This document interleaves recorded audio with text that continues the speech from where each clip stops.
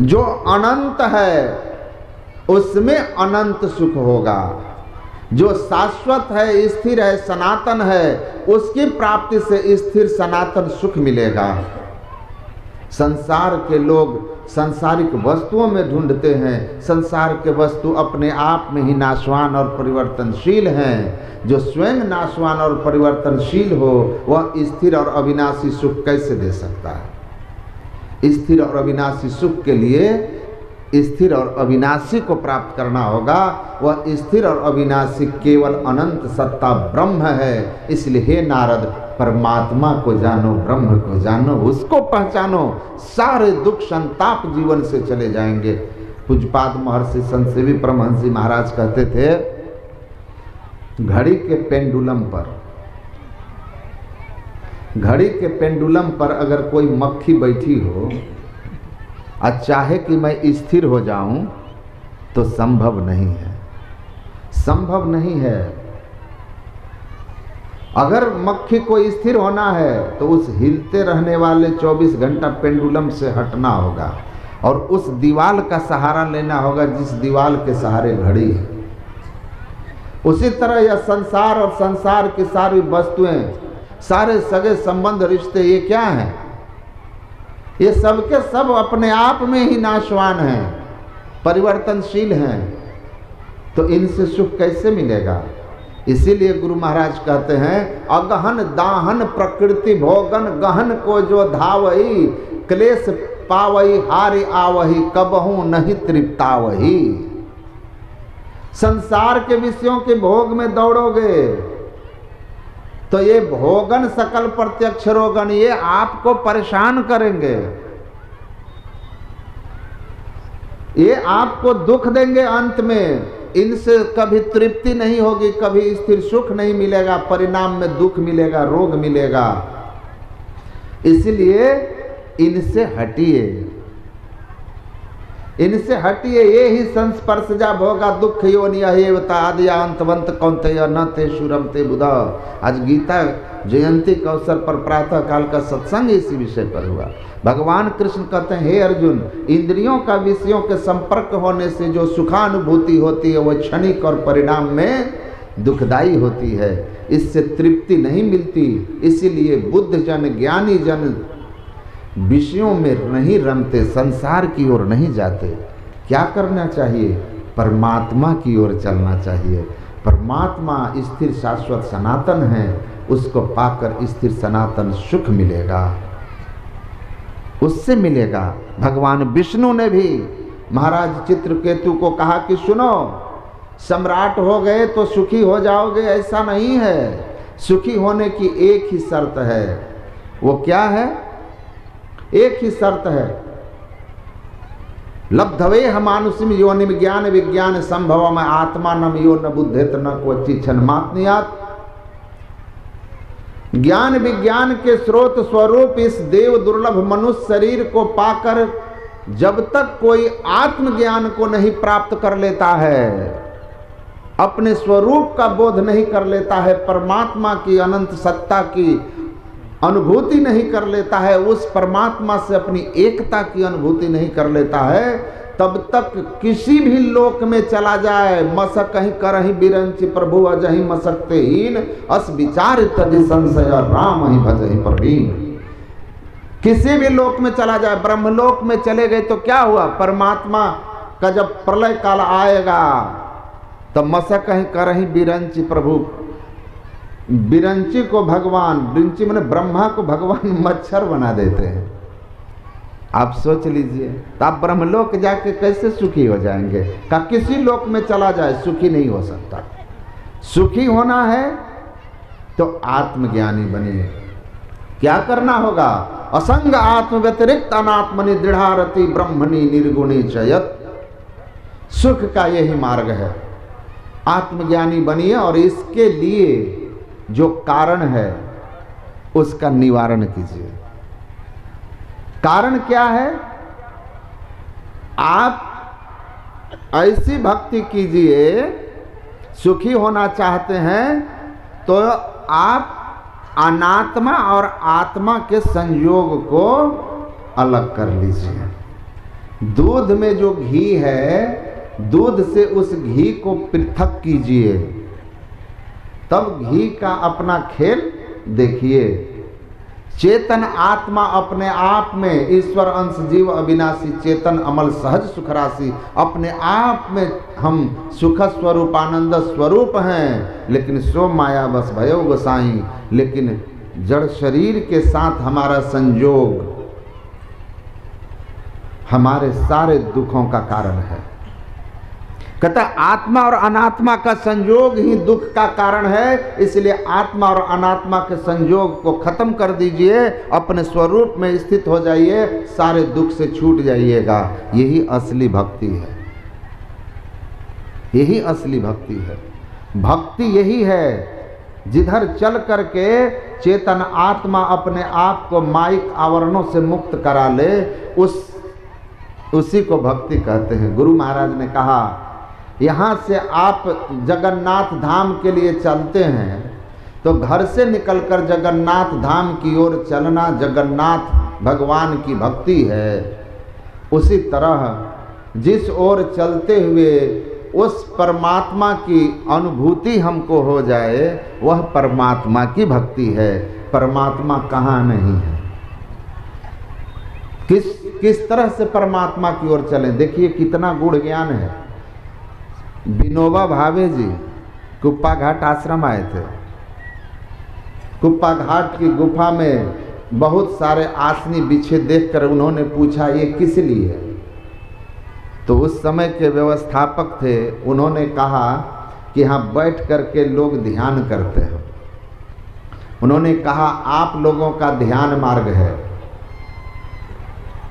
अब कलयुग में संभव नहीं, हमारा कर्म मार्ग है। और कहकर कहते हैं कि जैसे एक सर्किल बना दिया वृत्त, अब बीच में उसका पॉइंट सेंटर डाल के और चारों तरफ से रेखा उस केंद्र की ओर खींच के कहते हैं कि जिस तरह से इस सर्किल के केंद्र तक आने के अनेक रास्ते हैं, उसी तरह परमात्मा तक जाने के अनेक रास्ते हैं।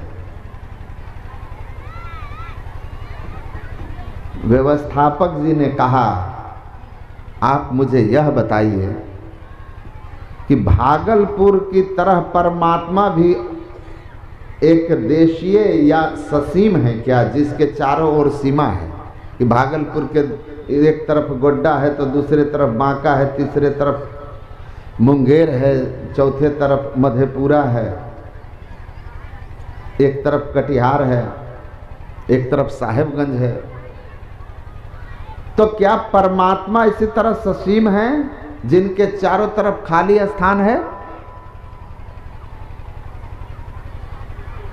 तो वो चुप हो गए। तब व्यवस्थापक जी ने कहा कि महाराज अध्यात्म बड़ा गूढ़ ज्ञान है, परमात्मा अनंत है। ससीम में आने के अनेक रास्ते, क्योंकि उसके बाहर खाली होगा, उधर से लोग आएंगे। तो जो ससीम है वहां आने के अनेक रास्ते हैं। अससीम का उल्टा असीम होता है, असीम में जाने के अनेक का उल्टा एक रास्ता, वह अपने अंदर का रास्ता है। और इसी भेद को संत समझाते हैं। बिना संत सदगुरु के कोई इस मर्म को नहीं जान सकता। तभी तो गुरु महाराज ने कहा बिन दया संतन की में ही जानना, इस राह को हुआ नहीं होता नहीं, वह होनहारा है नहीं। नचिकेता जमराज से कहा कि मुक्ति का मार्ग बताइए, मोक्ष का मार्ग बताइए, ये जमराज आपके मेहमान बनने से बचा जा सके, इसका उपाय बताइए। आपके इस बंदी गृह रूपी दुनिया से मुक्ति का मार्ग बताइए, या दुनिया बंदी गृह जम के जीव बंदी रहे, घेरा रहे। तो यमराज ने कहा कि मैंने सुना है कि वह रास्ता मनुष्य के अंदर में है, ईश्वर कृत है, बड़ा सूक्ष्म है, बड़ा तीक्ष्ण है, लेकिन कहाँ है ये नहीं जानता, उसमें कैसे प्रवेश किया जाता है ये भी नहीं जानता। क्या करो? उत्तिष्ठता जागृता प्राण निबोधता क्षुरस्य धारा निश्चिता दुरतिया दुर्गम पथस्तत् कवयो बदंती। भाई अगर इस मार्ग को जानना चाहते हो तो इसका भेद जानने वाले किसी श्रेष्ठ पुरुष के पास जाओ, संत सदगुरु के पास जाओ, वही इसका मर्म बता सकते हैं। हमको पता नहीं है, जमराज को खुद ही पता नहीं है कि मोक्ष का मार्ग क्या है। संत सदगुरु को पता है। सबसे बड़े संत दूसरा नाम है, तीजे 10 अवतार उन्हें प्रणाम है, ब्रह्मा विष्णु महेश सकल संसार है। अरे हाँ रे पलटू, सबके ऊपर संत मुकुट सरदार है। तो भक्ति के ठीक ठीक मर्म को जान के भक्ति कीजिए तो जीवन सुखी हो जाएगा, और नहीं तो गुरु महाराज कहते हैं आसार भगति करी संसार भ्रमत रही, अब भक्ति श्रम निष्फल हो। भक्ति सब कोई करे पर भ्रम ना टरे, भ्रम जंजाल दुख द्वंद भारी, अब ब्रह्म चिन्हे नहीं भ्रम पूजक फिरे, ये कि नैन क्यों फोर डारी। कबीर साहब कहते हैं ब्रह्म को नहीं जानते हो, उसको पहचानने की जो तरीका है, भेद है भक्ति का, वो नहीं जानते हो। ब्रह्म के जगह भ्रम की भक्ति करते रहते हो, माया की भक्ति में लगे रहते हो, बाहरी भक्ति में केवल लगे रहते हो, इसलिए तुम्हारा कल्याण नहीं होता है।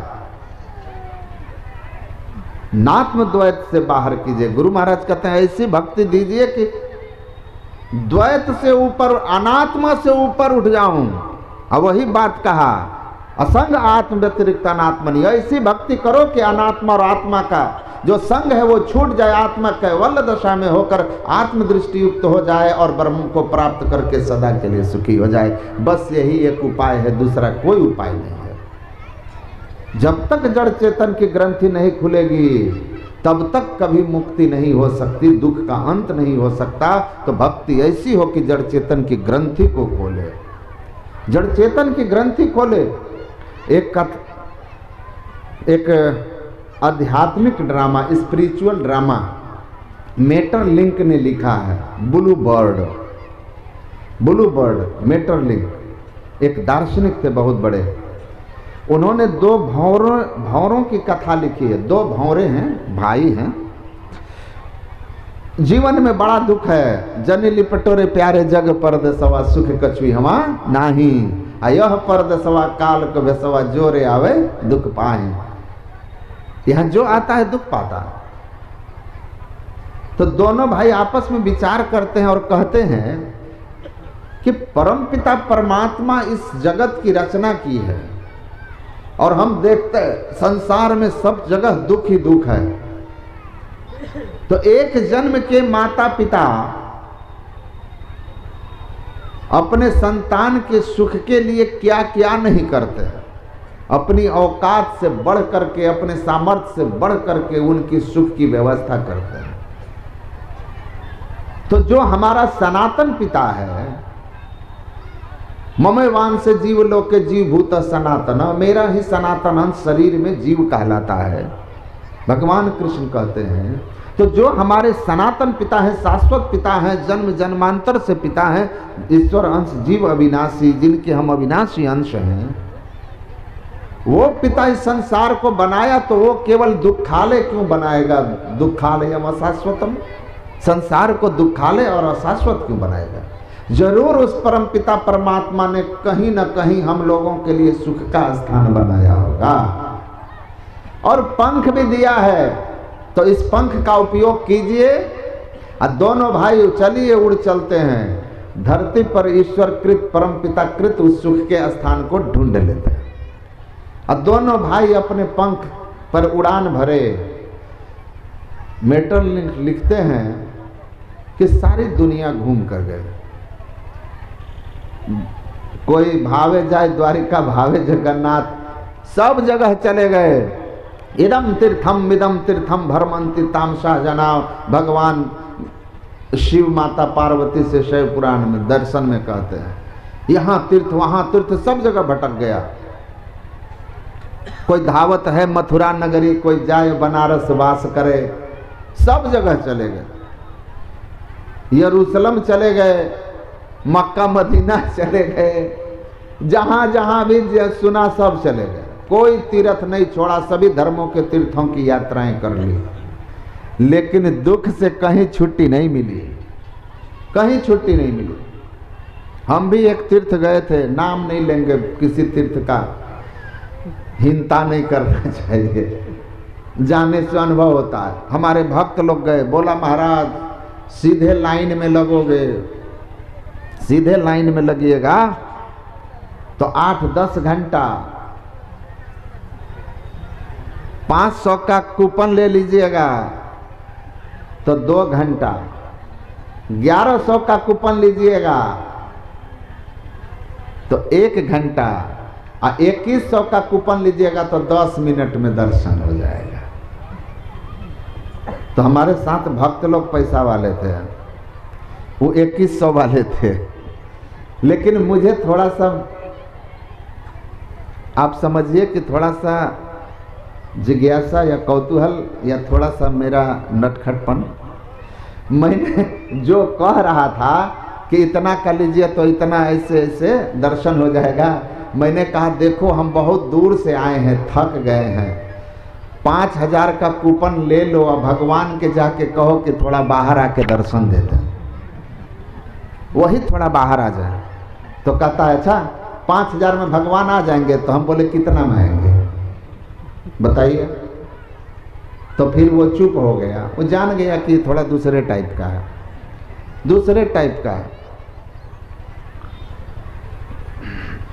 गए हमको कहा कि आइए आइए महाराज अपने पितरों का उद्धार कर लीजिए। हम बोले आप पहले अपना पितर का उद्धार कीजिए।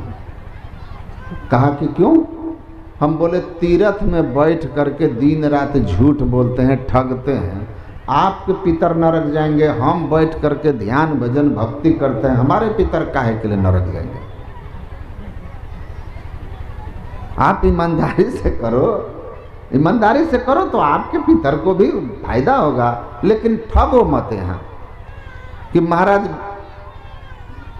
कौन सी नदी है वो, फल्गु नदी का भोग लगाएंगे, 5 किलो मिठाई का पैसा दीजिए। हम बोले लेके लगाइएगा भोग, काहे झूठ बोलते हैं? तीर्थ स्नान में बैठ करके, तीर्थ में बैठ करके पाप करने से कहते हैं कि वज्र लेपा भविष्यति। तीर्थ में पाप करोगे तो एकदम समझो कि पत्थर पर लकीर खींच दी है आपने, वो भोगवा के छोड़ेगा आपको।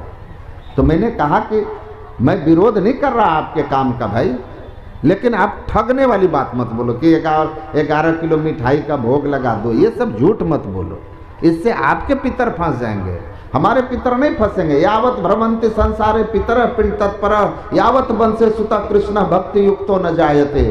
गर्गाचार्य जी महाराज भगवान श्री कृष्ण के कुल गुरु कहते हैं हमारे पितर तो तभी तक इधर उधर पिंड और आदि लोकों में, कष्टकारक लोकों में रहते हैं जब तक कि कुल में कोई भगवत भक्त जन्म नहीं ले लेता है। और जैसे ही भगवत भक्त किसी कुल में जन्म लेता है उसकी 7 पीढ़ियां नरक से मुक्त हो जाती है। आप हमारे अगले ही पीढ़ी को कह रहे हैं कि मुक्त करा लीजिए, जो स्वयं गुरु महाराज के भक्त रहे हैं वो सब अपने कर्म से निकल गए हैं महाराज। तो भक्ति का ठीक ठीक स्वरूप, ठीक ठीक ज्ञान। हाँ, बद्रीनाथ के पंडित जी लोग बड़ा अच्छे हैं, ये मैं कहूँगा। बद्रीनाथ का पंडा वो ठग नहीं है लोग, मैं देखा, मैं खड़ा होकर देखता हूँ कि क्या क्या कर रहे हैं। संकल्प कराया, मैं देख रहा था, एक आदमी का करा रहा था, कहा कि आपको जो सामर्थ्य है दे दीजिए, आपको जो सामर्थ्य है दे दीजिए, हम कोई अपने ओर से राशि का नाम नहीं लेंगे, ये बद्रीनाथ की अपनी गरिमा है। तो तीर्थ अच्छे भी हैं, कहीं ठग भी। तो आपको सावधान रहना है, आपको अपनी बुद्धि का प्रयोग करना है कि कहाँ क्या चल रहा है, समझ होती है।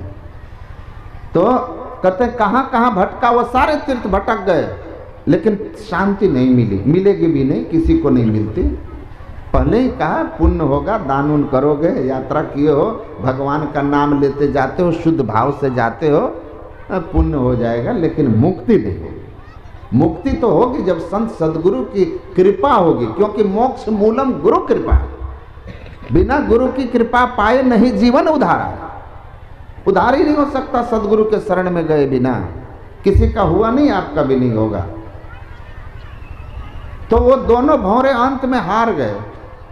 कहा कि परम पिता ने यह संसार को कष्टकारक ही बनाया है, कहीं सुख का स्थान नहीं है। चलो लौट चलें अब अपने घर, वहीं जो धक्का धुक्की सहना है वहीं सहना है। और लौट करके अपने घर की ओर आए। मेटरलिंक कहते हैं दोनों भाई अपने अपने घर में प्रवेश किए।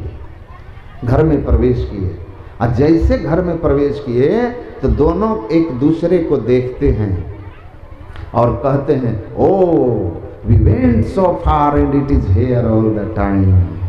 कार्य कितने मूर्ख थे हम लोग, जिस सुख को खोजने के लिए सारी दुनिया छान मारे, वह सुख तो सदा सदा से हमारे अपने घर में ही परमपिता परमात्मा ने दिया था। सारी सुविधाएं तो गुरु पिता घर में ही देते हैं बेटे के लिए, वैसे परम पिता इसी घर में ही सारी सुख सुविधा दिए हैं। ये घर जिसको आप मानव तन कहते हैं, घर मह घर दिखाई दे सो सतगुरु परख सुजान। और वही सच्चे अर्थ में संत सदगुरु हैं जो इस शरीर रूपी घर में आपको घर दिखा दें और आपका परम घर परमात्मा का धाम भी दिखा दें। तू वरु तेरे पीव भी घट ही अंतरे। गुरु महाराज कहते हैं, खोजो पंथी पंथ तेरे घट भीतरे।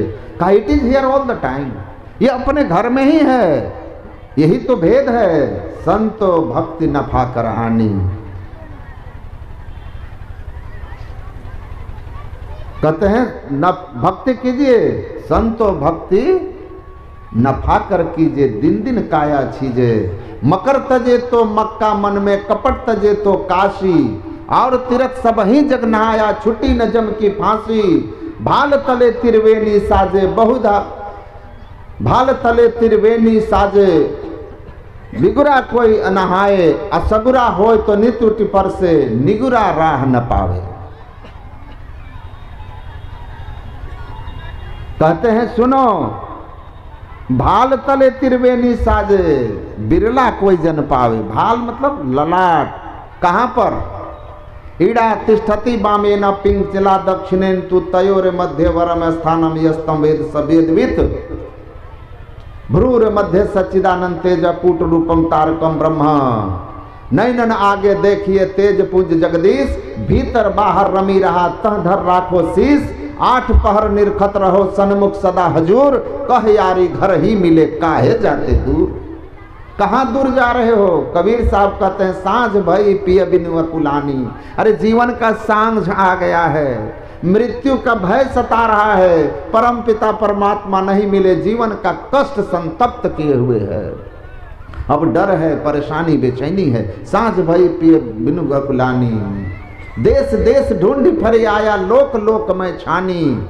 आ कोई न खोजे पिए अपने को, झुंड के झुंड गुमानी।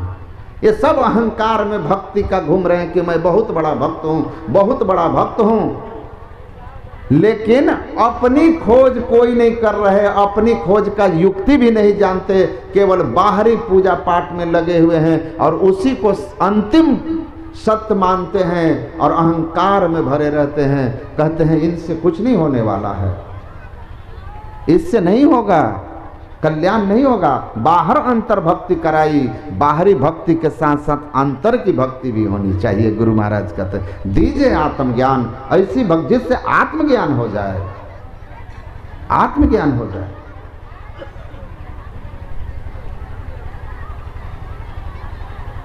पुनिय पुलाय पूछी सखियन से, कह पिय रूप बखानी। निरंकार आकार न ज्योति, सुन सुनि भय गलतानी। पुनिय कुलाय भवन को लौटी, त्रिकुटी महल समानी। सत्य नाम गुरुदेव बताएं, उलट चढ़े आसमानी।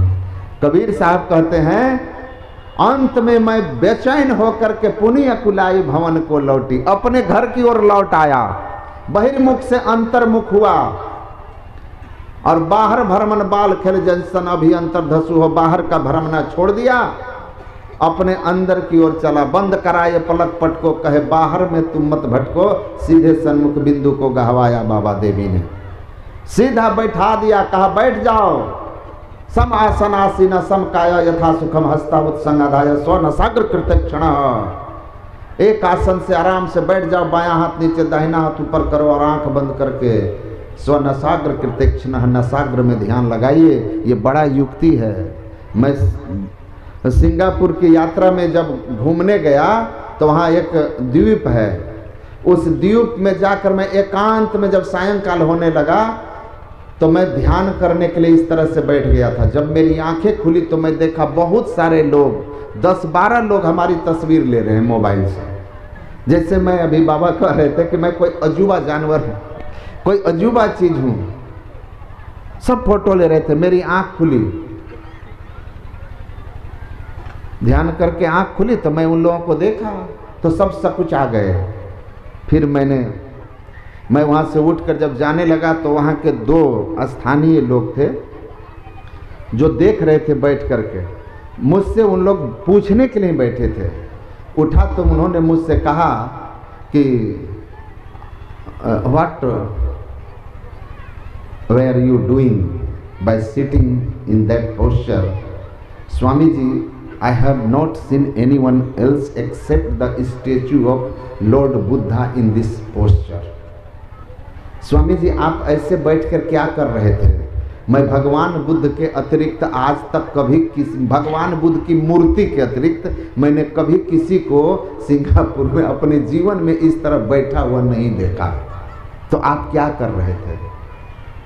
बौद्ध कंट्री है, अब बुद्धा का फोटो। तो मैंने कहा कि What the Buddha was doing sitting in this gesture, जो इस गेस्चर में, इस पोस्चर में, इस आसन में बैठकर